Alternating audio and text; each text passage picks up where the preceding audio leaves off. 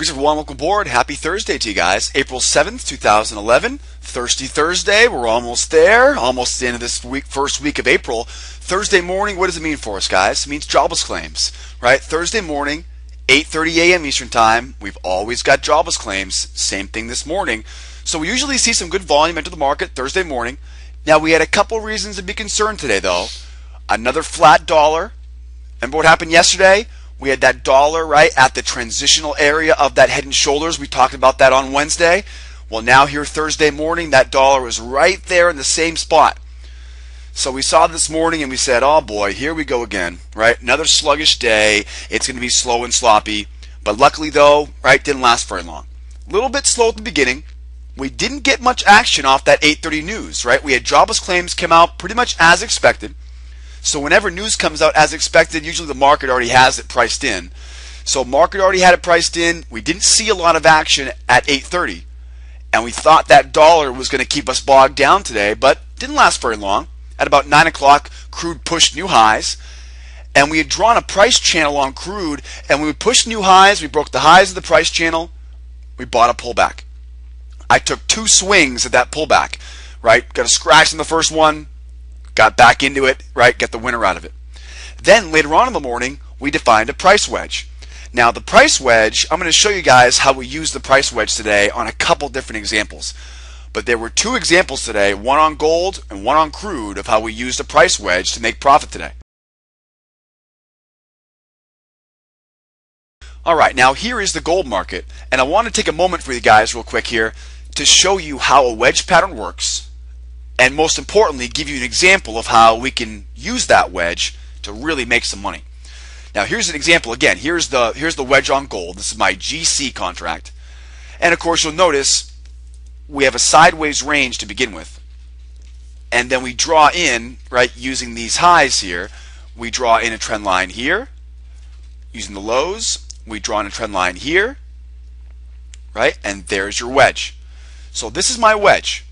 Right? And this wedge, right, may not look very good, but it definitely is a valuable price pattern for me. What I'm going to do is avoid the middle of the wedge, sell the highs of the wedge, buy the lows of the wedge. All right? Avoid the middle, sell the highs, buy the lows. Now follow me over here. Now here's an example of what that wedge accomplished. Okay, so we first defined the wedge. Now fast forward 2 or 3 hours later, right? There's your wedge high, there's your wedge low. We're going to break up, right? New higher high, buy a pullback. That will get you out of the wedge, right? So I'll buy a pullback when we break out, but the highest percentage will be when we re-enter, right? Sell those highs. Now what normally happens is, and this is actually the actual trip today, is that we had gold that broke out of the wedge. We then mark up our swing low here. We break below that swing low, and there's your two-step short. We made 10 ticks of profit for a fast track winner today, selling the highs. But then we also had a level of support that was right here. Okay, this was my 21 range, what I call my trigger line. And so then it became, right, two-step short into a wave long. Right? See that wave long? Buy a pullback. Right? Buy a pullback. Wave long.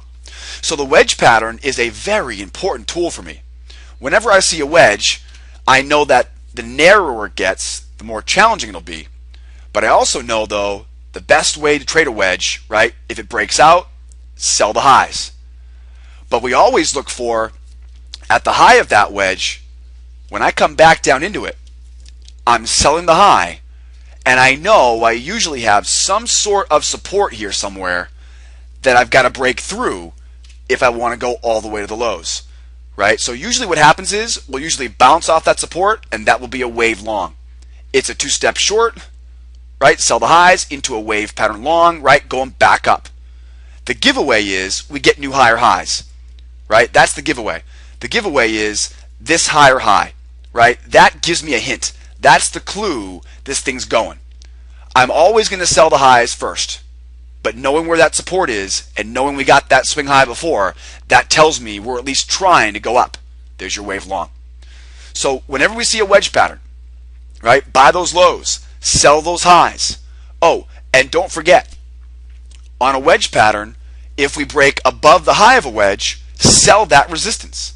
If we break below the lows of a wedge, buy that support.